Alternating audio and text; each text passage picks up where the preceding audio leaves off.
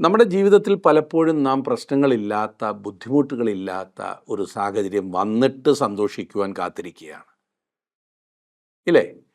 എന്നാൽ കഷ്ടങ്ങളുടെ മധ്യത്തിലും സന്തോഷിക്കുവാൻ സാധിക്കുന്നതാണ് ക്രിസ്തുവിൻ്റെ മാർഗം. കാരണം കഷ്ടങ്ങളുടെ മധ്യത്തിലും നമ്മോട് കൂടെയിരിക്കുന്ന ഒരു കർത്താവുണ്ട്. അവൻ നമ്മെ കൈവിടാതെ, ഉപേക്ഷിക്കാതെ കൈപിടിച്ച് നടത്തുന്നവനാണ്.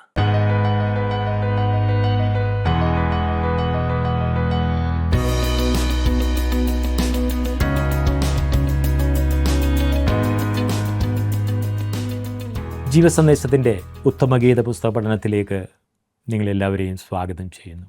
ഉത്തമഗീതം 4-ാം അധ്യായം വരെയാണല്ലോ കഴിഞ്ഞ ദിവസം നമ്മൾ ചിന്തിച്ചത്. ക്രിസ്തുവിൻ്റെ കാന്തയുടെ പല വിശേഷതകളും നമുക്ക് അവിടെ കാണുവാൻ സാധിച്ചു.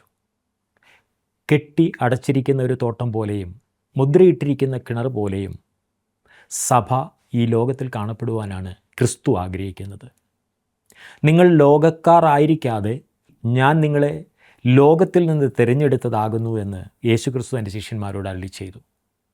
ലോകസ്നേഹം ദൈവത്തോട് ശത്രുത്വമാകയാൽ ലോകത്തെയും ലോകത്തിലുള്ളതിനെയും സ്നേഹിക്കരുത് എന്നാകുന്നു വചനം നമ്മോട് ആവശ്യപ്പെടുന്നത്. ദൈവം നമ്മെ തനിക്ക് വേണ്ടി വേർതിരിച്ചതാണെന്നുള്ള തിരിച്ചറിവോടുകൂടെ ഈ ലോകത്തിൽ ജീവിക്കുവാൻ ഈ പാഠങ്ങൾ നമ്മളെ ഓരോരുത്തരെയും സഹായിക്കട്ടെ. ഉത്തമഗീതം 5-ാം അധ്യായം 1 മുതൽ 9 വരെയുള്ള വാക്യങ്ങളാണ് ഇന്ന് നമ്മൾ കാണുവാൻ പോകുന്നത്.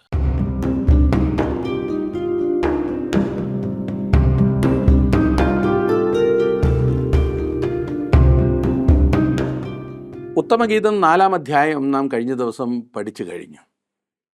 ഇന്ന് 5-ാം അധ്യായത്തിലേക്ക് നാം വരികയാണ്. 5-ാം അധ്യായത്തിൽ കാന്തയുടെ മനസ്സിൽ തങ്ങൾ സംസർഗത്തിൽ സമയം ചെലവഴിക്കുകയാണോ അതോ പുറത്തുപോയി തങ്ങളുടെ ഉത്തരവാദിത്തങ്ങൾ നിറവേറ്റുകയാണോ വേണ്ടത് എന്ന ചിന്താക്കുഴപ്പം ഉദിക്കുന്നതായി കാണുവാൻ കഴിയും. രണ്ടും അത്യാവശ്യമായ കാര്യങ്ങളാണ്. നാം ഈ 2 കാര്യങ്ങളും ചെയ്യേണ്ടതുമാണ്.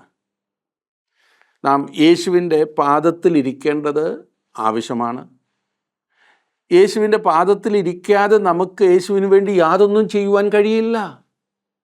അതേസമയം തന്നെ കാണാതെ പോയ ആടുകളെ തേടി ആ കുന്നിൻ ചെരുവിലേക്ക് പോയ ആ പാദങ്ങളെ നാം അനുഗമിക്കുകയും ചെയ്യേണ്ടത് ആവശ്യമാകുന്നു. ലോകമാകുന്ന വയലിൽ ദൈവവചനമാകുന്ന വിത്ത് വിതയ്ക്കുവാൻ നാം ആ കാൽച്ചുവടുകളെ പിന്തുടരണം. നമുക്ക് 5-ാം അധ്യായത്തിലേക്ക് വന്ന് ചില വാക്യങ്ങൾ വായിക്കാം. 1-ാം വാക്യം തന്നെ, എൻ്റെ സഹോദരി, എൻ്റെ കാന്തേ, ഞാൻ എൻ്റെ തോട്ടത്തിൽ വന്നിരിക്കുന്നു. ഞാൻ എൻ്റെ മൂറും സുഗന്ധവർഗവും പെറുക്കി, ഞാൻ എൻ്റെ തേൻകട്ട തേനോടുകൂടെ തിന്നും, എൻ്റെ വീഞ്ഞ് പാലോടുകൂടെ കുടിച്ചുമിരിക്കുന്നു. സ്നേഹിതന്മാരെ തിന്നുവീൻ, പ്രിയരെ കുടിച്ച് മത്തരാകുവീൻ. ഹൃദയംഗമായുള്ള സംസർഗത്തിൽ തന്നോടുകൂടെ സംബന്ധിക്കുവാൻ മണവാളൻ മണവാട്ടിയെ ക്ഷണിക്കുക എത്ര ഇവിടെ ചെയ്യുന്നത്.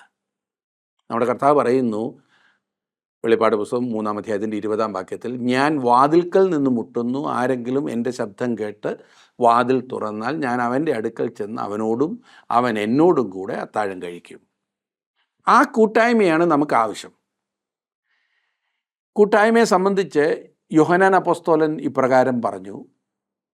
യോഹന്നാൻ്റെ 1-ാം ലേഖനം 1-ാം അധ്യായത്തിൻ്റെ 4-ാം വാക്യം, നമ്മുടെ സന്തോഷം പൂർണ്ണമാകുവാൻ ഞങ്ങൾ ഇത് നിങ്ങൾക്ക് എഴുതുന്നു. നാം അവനോട് കൂട്ടായ്മയുള്ളവരായിരിക്കണം എന്നത്ര ദൈവം ആഗ്രഹിക്കുന്നത്. അതുമാത്രമല്ല, നാം സന്തോഷമുള്ളവരായിരിക്കണം എന്നും അവൻ നമ്മെക്കുറിച്ച് ആഗ്രഹിക്കുന്നു. എന്നെ ശ്രദ്ധിക്കുന്ന പ്രിയ ദൈവ പൈതലേ, താങ്കൾ സന്തോഷകരമായ അനുഭവത്തിലാണോ ഇപ്പോൾ ആയിരിക്കുന്നത്? താങ്കളുടെ ക്രിസ്തീയ ജീവിതം ഇന്ന് ഏതൊരു വിധത്തിലാകുന്നു നയിച്ചുകൊണ്ടിരിക്കുന്നത്? സന്തോഷമുള്ള വ്യക്തിയായിട്ടാണോ അതോ ബുദ്ധിമുട്ടും വളരെ ക്ലേശത്തോടും കൂടെ മുമ്പോട്ട് പോകുന്ന അവസ്ഥയാണോ? ഞാൻ ഉദ്ദേശിച്ചത് ജീവിതത്തെക്കുറിച്ചുള്ള ബുദ്ധിമുട്ടാണ്. ജീവിതത്തിൽ ബുദ്ധിമുട്ടുണ്ട് എന്നുള്ളത് എല്ലാവർക്കും അറിയാം. ജീവിതത്തെ വളരെ ഭാരത്തോടുകൂടെ കാണുന്ന ഒരു വ്യക്തിയാകുന്നുവോ താങ്കൾ? ജീവിതം ആസ്വദിക്കുവാൻ കഴിയാതെ ജനിച്ചു പോയല്ലോ, എങ്ങനെങ്കിലും ജീവിക്കട്ടെ എന്ന ചിന്തയാണോ? ഈ ജീവസന്ദേശം പ്രോഗ്രാമുകൾ കണ്ടതിന് ശേഷം അനേകർ ഞങ്ങളോട് പ്രതികരിക്കാറുണ്ട്. അക്കൂട്ടത്തിൽ വളരെ ചിന്തിപ്പിക്കുന്നതായ പല പ്രതികരണങ്ങൾ ഞാൻ കാണാറുണ്ട്.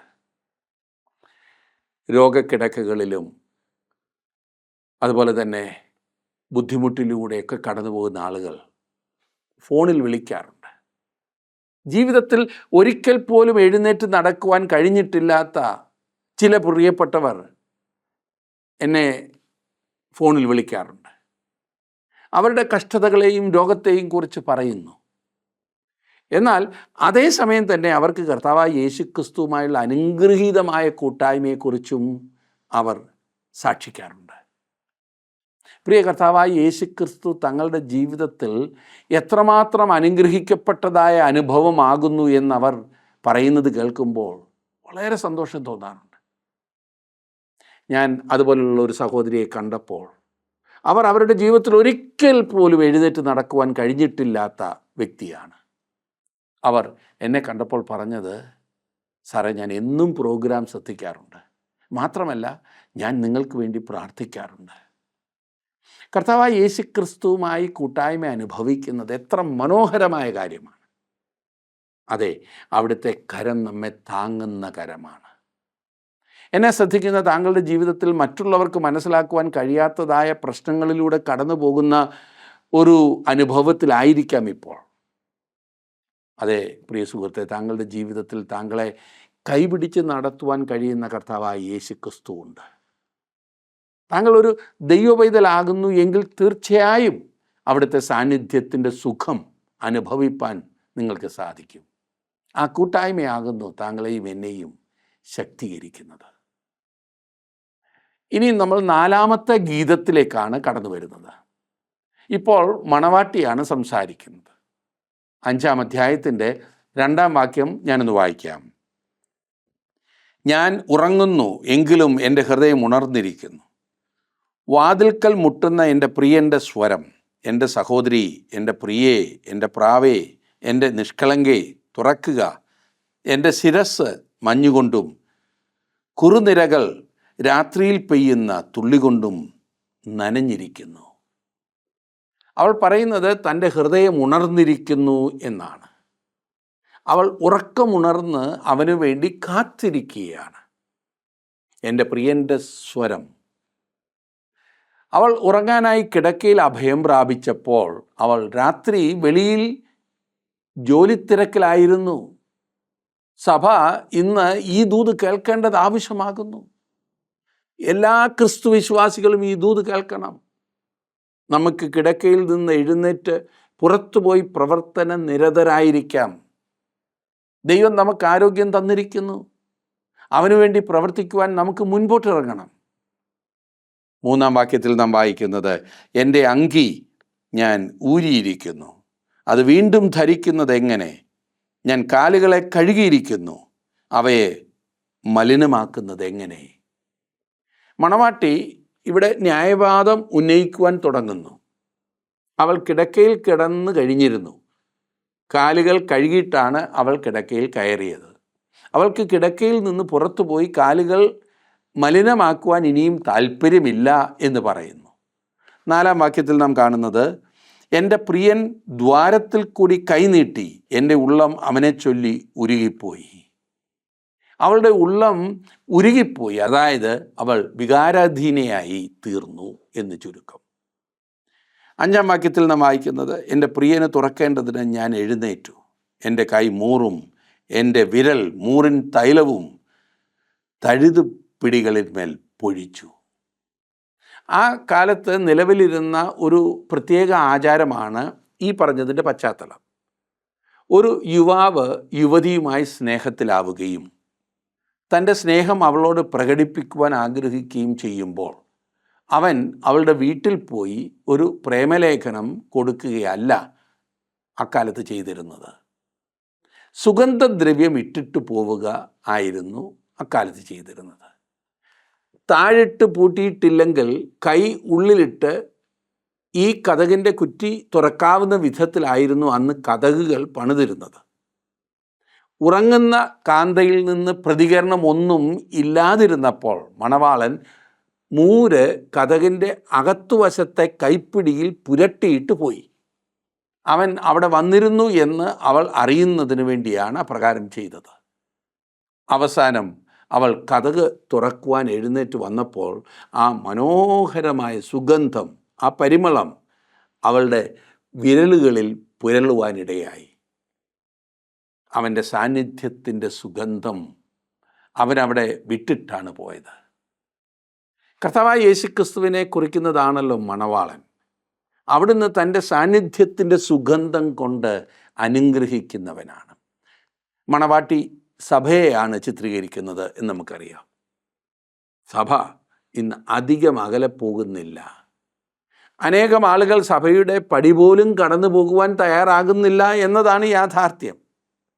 അതിൻ്റെ ഫലമായി അവർക്ക് കർത്താവായ യേശുക്രിസ്തുവുമായുള്ള കൂട്ടായ്മ നഷ്ടപ്പെട്ടിരിക്കുന്നു. വാസ്തവത്തിൽ മുന്തിരിവള്ളി നശിപ്പിക്കുന്ന ചെറുകുറുക്കന്മാരിൽ ഒന്നാണിത്.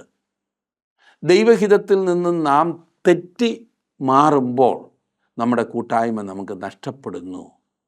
അതുകൊണ്ടാണ് തെസ്സലോനിക്കർക്ക് എഴുതിയ 1-ാം ലേഖനം 5-ാം അധ്യായത്തിൻ്റെ 19-ാം വാക്യത്തിൽ ആത്മാവിനെ കെടുക്കരുത് എന്ന് പറഞ്ഞിരിക്കുന്നത്. ആത്മാവിനെ കെടുക്കുക എന്ന് പറയുന്നതിൻ്റെ അർത്ഥം അതാണ്. ദൈവം നമ്മോട് പറയുന്ന സ്ഥാനത്ത് പോകുവാൻ തയ്യാറാകാത്തത് ആത്മാവിനെ കെടുത്തുന്ന സംഗതിയാണ്. അഥവാ ദൈവം നമ്മോട് ചെയ്യുവാൻ പറയുന്ന കാര്യങ്ങൾ ചെയ്യാതിരിക്കുന്നത് ആത്മാവിനെ കെടുത്തുന്ന കാര്യമാണ്. ഇന്ന് നാം നമ്മുടെ കിടക്കയിൽ നിന്ന് എഴുന്നേറ്റ് അവന് വേണ്ടി എന്തെങ്കിലും ചെയ്യുവാൻ ഇറങ്ങിപ്പുറപ്പെടുമെങ്കിൽ അവൻ്റെ സാന്നിധ്യത്തിൻ്റെ മാധുര്യം നമുക്ക് നമ്മുടെ കിടക്കമുറിയുടെ തഴുതുപടികളിന്മേൽ കാണുവാൻ കഴിയും. അവൻ്റെ കൂട്ടായ്മയുടെ മാധുര്യം നമുക്ക് അനുഭവമാകുവാൻ കഴിയും. ഈ ഗീതങ്ങളിൽ ഏറ്റവും ചെറിയ ഗീതമാണ് എങ്കിലും എത്ര മനോഹരമായ ദൂതാണ് ഇവിടെ നമുക്ക് ലഭിക്കുന്നത്. ഇനിയും പ്രാണപ്രിയന് വേണ്ടി ദുഃഖത്തോടെയുള്ള അന്വേഷണമാകുന്നു നാം കാണുന്നത്. ഇത് 5-ാമത്തെ ഗീതമാണ്. ഈ പ്രേമകഥയിൽ ശലോമോൻ രാജാവ് ശൂലേങ്കാരത്തിയായ ആ പാവം പെൺകുട്ടിയെ എഫ്രൈം മലനാട്ടിൽ നിന്ന് യെരുശലേമിലെ കൊട്ടാരത്തിലേക്ക് കൊണ്ടുവന്നു. ഈ ഗീതങ്ങളിൽ താൻ അവിടെ രാജകൊട്ടാരത്തിൽ കണ്ട വസ്തുക്കൾ എത്രമാത്രം അവളിൽ മതിപ്പുളവാക്കി എന്ന് വെളിപ്പെടുത്തിയിരിക്കുകയാണ് ചെയ്യുന്നത്. കൊട്ടാരം, സിംഹാസനം, രാജാവിൻ്റെ വിരുന്നുമേശ, അവൻ്റെ കിടപ്പുമുറി, അവൻ്റെ കൊട്ടാരത്തിലെ എല്ലാ കാര്യങ്ങളും അവൾ കണ്ടു. അങ്ങനെ അത്ഭുത സ്തബ്ധയായി നിൽക്കുകയാണ് അവൾ. അവളുടെ പാട്ടിൽ രാജാവിനോടുള്ള അവളുടെ ആരാധനയും ഭക്തിയും ഉൾപ്പെടുന്നുണ്ട്. തന്നോടൊപ്പം ആട്ടിടയൻ എന്ന ജോലിയിൽ കാണാതെ പോയ ആടുകളെ അന്വേഷിച്ചു പോകുവാനായി അവളെ വിളിച്ചുണർത്തിക്കൊണ്ട് പോകുവാൻ ആഗ്രഹിച്ചപ്പോൾ കിടക്കയിൽ നിന്ന് എഴുന്നേൽക്കുവാൻ അവൾക്ക് മടിയായിരുന്നു. അവസാനം അവൾ വാതിൽക്കൽ എത്തിയപ്പോഴേക്കും അവൻ പോയി കഴിഞ്ഞിരുന്നു. അവൾ കതക് തുറന്ന് അവനെ വിളിച്ചു. പിന്നീട് അവനെ അന്വേഷിച്ച് അവൾ ഇറങ്ങിപ്പുറപ്പെട്ടു. 6-ാം വാക്യത്തിൽ നാം കാണുന്നത്, ഞാൻ എൻ്റെ പ്രിയനു വേണ്ടി തുറന്നു, എൻ്റെ പ്രിയനോ പോയി കളഞ്ഞിരുന്നു. അവൻ സംസാരിച്ചപ്പോൾ ഞാൻ വിവശയായിരുന്നു. ഞാൻ അന്വേഷിച്ചവനെ കണ്ടില്ല. ഞാൻ അവനെ വിളിച്ചു, അവൻ ഉത്തരം പറഞ്ഞില്ല. കൂട്ടായ്മ ബന്ധം തകർന്നുപോയി എന്ന കാര്യം ശ്രദ്ധിക്കുക. ക്രിസ്തു വിശ്വാസികളിൽ ഭൂരിപക്ഷവും 2-ൽ 1 കാര്യം ചെയ്യുന്നു എന്നത്രേ ഞാൻ വിശ്വസിക്കുന്നത്. ഒന്നുകിൽ അവർ പാപം ചെയ്ത് തങ്ങളുടെ ജീവിതത്തിൽ പരിശുദ്ധാത്മാവിനെ ദുഃഖിപ്പിക്കുന്നു. പരിശുദ്ധാത്മാവ് ദുഃഖിക്കുന്ന ഒരേ ഒരു സംഗതി പാപമാകുന്നു, നമ്മുടെ ജീവിതത്തിലുള്ള പാപം. അതല്ല എങ്കിൽ അവനോട് അനുസരണക്കേട് കാണിച്ച് ചെയ്യേണ്ട കാര്യങ്ങൾ ചെയ്യാതെ പരിശുദ്ധാത്മാവിനെ കെടുത്ത് കളയുന്നു. അവനോടുള്ള കൂട്ടായ്മ തകരുകയും അങ്ങനെ നമ്മുടെ സന്തോഷം നഷ്ടപ്പെടുകയും ചെയ്യുന്ന ഒരു സംഗതിയാകുന്നു ഇത്. നമ്മുടെ രക്ഷ നഷ്ടപ്പെടുമെന്നല്ല അതിൻ്റെ അർത്ഥം. പിന്നെയോ നിശ്ചയമായും നമുക്ക് രക്ഷയുടെ സന്തോഷം നഷ്ടമായി തീരും. രക്ഷയല്ല, രക്ഷയുടെ സന്തോഷമാണ് നഷ്ടപ്പെടുന്നത്. നമുക്ക് പരിശുദ്ധാത്മാവിനെ നഷ്ടമായി എന്നല്ല അതിൻ്റെ അർത്ഥം. പരിശുദ്ധാത്മാവിനെ അങ്ങനെ നഷ്ടപ്പെടുത്തുവാൻ കഴിയില്ല. അവിടുന്ന് അപ്പോഴും വിശ്വാസിയിൽ അധിവസിക്കുന്നു. എന്നാൽ ക്രിസ്തു വിശ്വാസിയെ നിയന്ത്രിക്കുവാൻ കഴിയാത്ത ഒരു അവസ്ഥയിൽ എത്തിച്ചേരും. പരിശുദ്ധാത്മാവിനെ നിയന്ത്രിക്കുവാൻ കഴിയാത്ത അവസ്ഥ. നമുക്കവനെ ദുഃഖിപ്പിക്കുവാൻ കഴിയും, എന്നാൽ അവനെ ഓടിച്ചു കളയുവാൻ നമുക്ക് കഴിയില്ല. അവനുമായുള്ള കൂട്ടായ്മ നമുക്ക് നഷ്ടമായി പോകും. അനേകം ക്രിസ്തു വിശ്വാസികൾ ആ അവസ്ഥയിലാണ് ഇന്ന് ജീവിക്കുന്നത് എന്നത് വളരെ ദുഃഖകരമാണ്. പരിശുദ്ധാത്മാവുമായുള്ള കൂട്ടായ്മ നഷ്ടപ്പെട്ടു. ആത്മാവിൻ്റെ ശബ്ദം കേൾക്കുവാൻ കഴിയാതെ ജഡത്തിനനുസരിച്ച് ജീവിക്കുന്ന അവസ്ഥ. ഇത് വളരെ ശോചനീയമായ ഒരു സ്ഥിതിവിശേഷമാണ്. എന്നെ ശ്രദ്ധിക്കുന്ന പ്രിയ സഹോദര, പ്രിയ സഹോദരി, താങ്കളുടെ ജീവിതത്തിൽ പരിശുദ്ധാത്മാവിൻ്റെ ആലോചന കേൾക്കുവാൻ കഴിയാത്ത ഒരു സ്ഥിതിയിൽ എത്തിച്ചേർന്നിട്ടുണ്ടോ? ഇന്ന് ഏതൊരു ആലോചനയ്ക്ക് വിധേയപ്പെട്ടാണ് നിങ്ങൾ മുൻപോട്ട് പോകുന്നത്? ഒരു തീരുമാനമെടുക്കേണ്ട സമയത്ത് ദൈവഹിതപ്രകാരമായുള്ള തീരുമാനമാകുന്നു എടുക്കുന്നത് എന്ന് ഉറപ്പായി പറയുവാൻ കഴിയുമോ? ഒരു വ്യക്തി ദൈവഹിതത്തിന് പകരം തൻ്റെ ഹിതപ്രകാരമാണ് പ്രവർത്തിക്കുന്നതെങ്കിൽ അവന് സന്തോഷം നഷ്ടമാകും. അവൾക്ക് സന്തോഷം ഒരിക്കലും ഉണ്ടാകില്ല. ദൈവഹിതം മനസ്സിലാക്കി അത് നിവർത്തിപ്പാൻ നാം തയ്യാറാകേണ്ടത് ആവശ്യമാണ്. അതാണ് ഏറ്റവും അത്യാവശ്യമായിട്ടുള്ള സംഗതി. മണവാട്ടിക്ക് ഇവിടെ തൻ്റെ പ്രിയനുമായുള്ള കൂട്ടായ്മ നഷ്ടമായി. അതെ പ്രിയമുള്ളവരെ, നിങ്ങൾ കർത്താവിന് വേണ്ടി എന്തെങ്കിലും ചെയ്യുന്നില്ലെങ്കിലും നിങ്ങൾക്ക് രക്ഷ നഷ്ടമാവുകയില്ല. എന്നാൽ അവനുമായുള്ള മാധുര്യമേറിയ സംസർഗം നിങ്ങൾക്ക് നഷ്ടമാകും. 7-ാം വാക്യത്തിൽ നാം വായിക്കുന്നത്, നഗരത്തിൽ ചുറ്റി സഞ്ചരിക്കുന്ന കാവൽക്കാർ എന്നെ കണ്ടു, അവർ എന്നെ അടിച്ചു, മുറിവേൽപ്പിച്ചു. മതിൽ കാവൽക്കാർ എൻ്റെ മൂടുപടം എടുത്തു കളഞ്ഞു. നാം നമ്മുടേതായ ശക്തിയിൽ ഇറങ്ങി പുറപ്പെടുന്ന പക്ഷം എത്രമാത്രം നാം ശക്തിഹീനരാകുന്നു എന്ന കാര്യം മനസ്സിലാക്കുന്നുണ്ടോ? എൻ്റേതായ കഴിവുകൾ കൊണ്ട് ദൈവനാമ മഹത്വത്തിന് വേണ്ടി പ്രവർത്തിക്കുവാനായിട്ടുള്ള എൻ്റെ പരിശ്രമം പരാജയമടയും എന്ന കാര്യത്തിൽ സംശയമില്ല. വളരെയധികം താല്പര്യത്തോടും തീഷ്ണതയോടും കൂടെ നാം പുറപ്പെട്ടു എന്ന് വരാം. എന്നാൽ ആ തീഷ്ണതയൊന്നും കർത്താവുമായുള്ള കൂട്ടായ്മയ്ക്ക് പകരമാകുന്നില്ല. ഇന്ന് മറ്റുള്ളവരോട് സാക്ഷ്യം പറയുന്നതിന് വലിയ താല്പര്യം കണ്ടുവരുന്നു. തീർച്ചയായിട്ടുമുണ്ട്, അത് ചെയ്യേണ്ടത് ആവശ്യവുമാണ്, അല്ലെന്നല്ല ഞാൻ പറഞ്ഞത്. എന്നാൽ എല്ലാവരും അത് ചെയ്യേണ്ടതല്ല. കാരണം എല്ലാവരും അതിന് യോഗ്യരാകുന്നു എന്ന് ഞാൻ കരുതുന്നില്ല. ചില ആളുകൾ മറ്റുള്ളവരോട് തങ്ങളുടെ സാക്ഷ്യം പറയുന്നതിൽ അത്ര കഴിവുള്ളവർ ആയിരിക്കില്ല. വാസ്തവത്തിൽ അങ്ങനെയുള്ളവർ പറയുമ്പോൾ മറ്റുള്ളവരെ ശുണ്ഠി പിടിപ്പിക്കുക മാത്രമായിരിക്കും അവർ ചെയ്യുന്നത്. അങ്ങനെയുള്ളവർ വളരെ സൂക്ഷിക്കണം. ചില ആളുകൾ ഒന്ന് പറഞ്ഞ് രണ്ടാമത്തേതിന് പെട്ടെന്ന് ദേഷ്യപ്പെടും. ആരെങ്കിലും തങ്ങൾ പറയുന്നത് അംഗീകരിക്കുന്നില്ല എങ്കിൽ ഉടൻ ദേഷ്യമാണ്. ഒരു വ്യക്തിയോട് ചോദിച്ചു, നിങ്ങൾ രക്ഷിക്കപ്പെട്ടതാണോ എന്ന്. ഇത് കേട്ട് കഴിഞ്ഞപ്പോഴേക്കും അയാൾക്കുണ്ടായ ദേഷ്യത്തിനെതിരില്ല. എന്നോട് എന്തിനാ അങ്ങനെ ചോദിക്കുന്നത്? ഞാൻ ഇന്ന സഭയിലെ അംഗമാണെന്നറിയില്ലേ? നിങ്ങൾക്ക് ഈ വക കാര്യങ്ങൾ ചോദിക്കുന്നതിന് മുൻപ് കാര്യങ്ങൾ മനസ്സിലാക്കുവാൻ കഴിവില്ലാത്തത് കൊണ്ടാണ് അങ്ങനെ ചോദിക്കുന്നത്. ഒരു ലളിതമായ ചോദ്യം ചോദിച്ചു. ഒന്നുകിൽ രക്ഷിക്കപ്പെട്ടതാകുന്നു, അല്ലെങ്കിൽ അല്ല എന്ന മറുപടി പറഞ്ഞാൽ പോരായോ? ദേഷ്യപ്പെടണോ?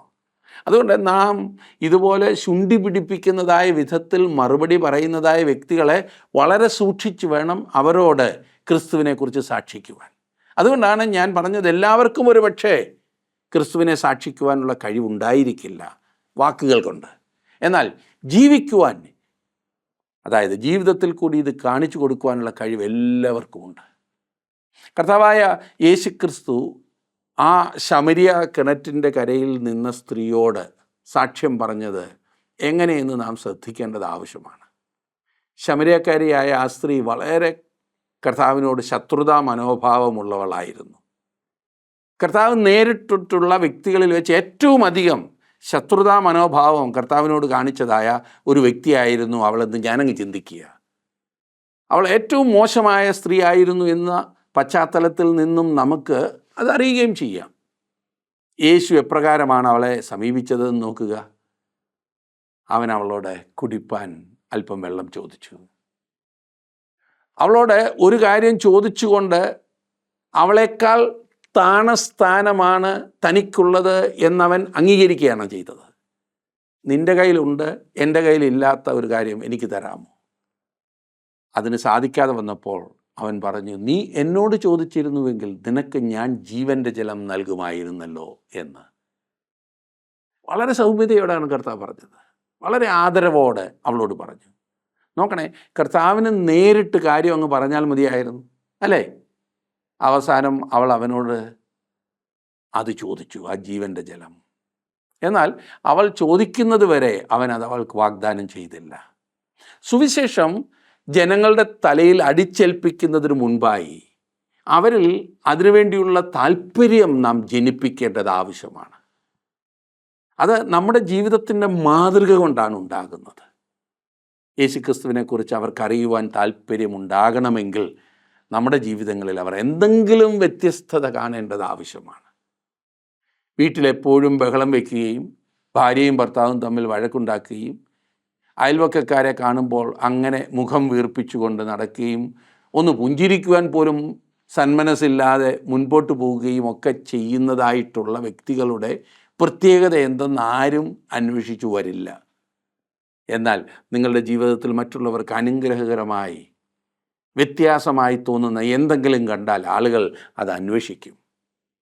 നിങ്ങളുടെ ജീവിതത്തിലെ വ്യത്യസ്തതയുടെ രഹസ്യം കർത്താവായ യേശുക്രിസ്തു ആകുന്നു എന്ന് അവർ മനസ്സിലാക്കുമ്പോൾ യേശുവിനോടുള്ള സ്നേഹം അവർക്ക് വർദ്ധിക്കും.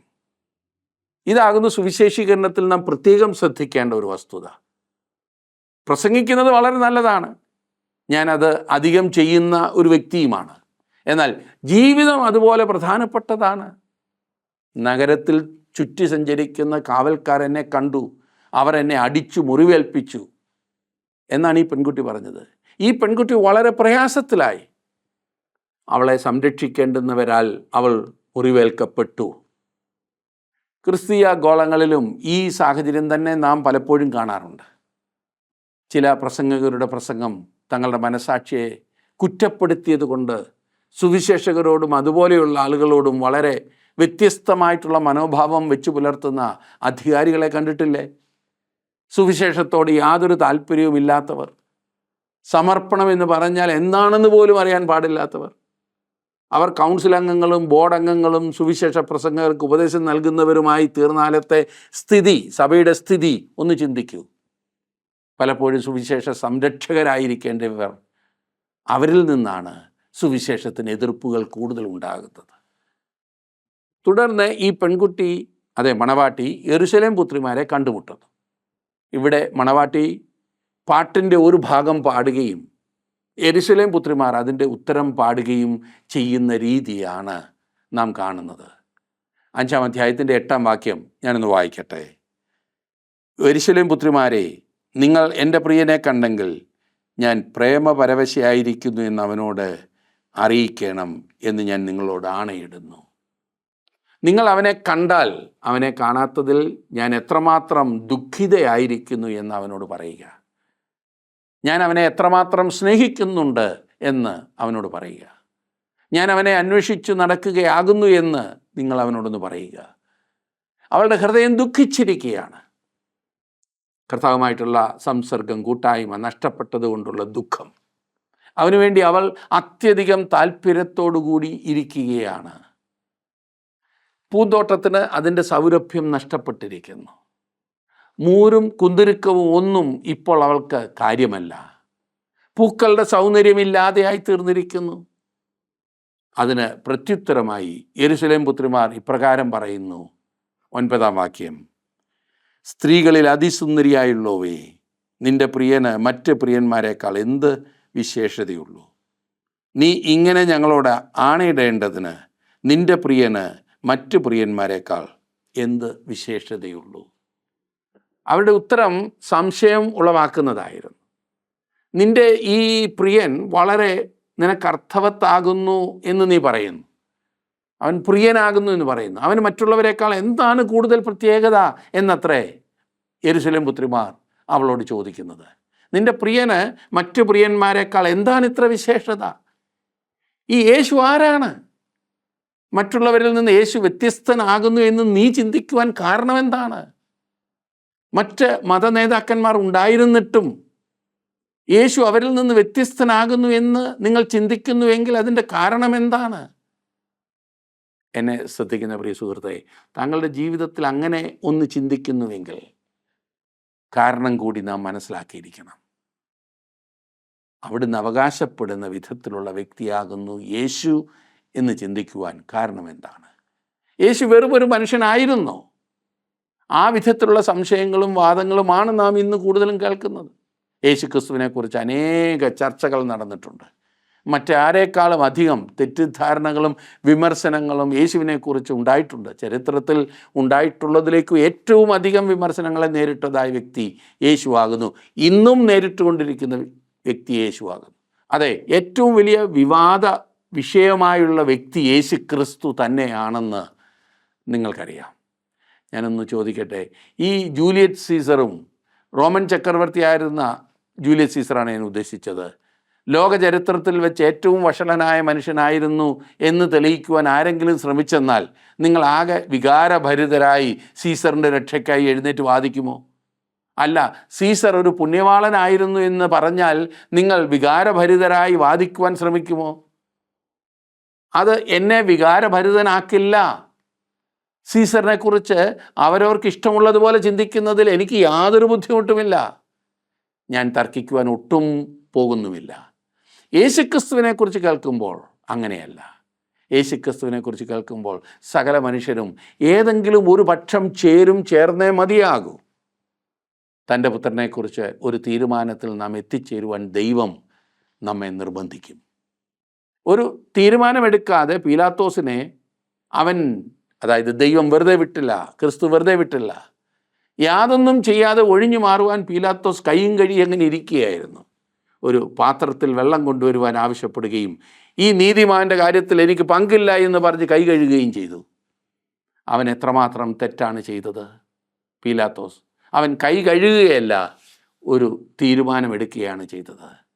നൂറ്റാണ്ടുകളായി സഭയിലെ വിശ്വാസ പ്രമാണം അത് വിളിച്ചു പ്രഖ്യാപിക്കുന്നു: പീലാത്തോസിനാൽ ക്രൂശിക്കപ്പെട്ടവൻ. അവൻ കൈ കഴുകി, പക്ഷേ ചരിത്രം അവനെ വെറുതെ വിട്ടില്ല. നാം ക്രിസ്തുവിനെ നമ്മുടെ ജീവിതത്തിൽ സ്വീകരിക്കുന്നോ ഇല്ലയോ എന്നുള്ളത് നമ്മുടെ തീരുമാനമാണ്. അവനെ രക്ഷകനും കർത്താവുമായി സ്വീകരിച്ച് മുൻപോട്ട് പോകുന്നതാണ് നമ്മുടെ ജീവിതത്തിൽ നമുക്ക് ചെയ്യുവാൻ സാധിക്കുന്ന ഏറ്റവും മഹത്തായ കാര്യം. അതിനായി നിങ്ങളുടെ ജീവിതത്തെ സമർപ്പിക്കുമോ? ദൈവം നിങ്ങളെ അതിനായി ശക്തീകരിക്കട്ടെ, അനുഗ്രഹിക്കട്ടെ.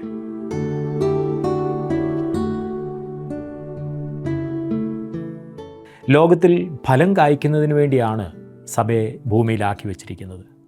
എന്നാൽ ദൈവത്തിൻ്റെ ജനം നിഷ്ക്രിയരായിത്തീരുമ്പോൾ ദൈവത്തിൻ്റെ ആത്മാവ് ദുഃഖിക്കുകയും ദൈവിക സന്തോഷം ദൈവഭക്തന് നഷ്ടപ്പെടുകയും ചെയ്യാം. ക്രിസ്തുവിൽ വസിച്ചുകൊണ്ട് അധികം ഫലം കായ്ക്കുവാൻ ദൈവത്തിൻ്റെ പരിശുദ്ധാത്മാവ് നമ്മെ ഓരോരുത്തരെയും സഹായിക്കട്ടെ.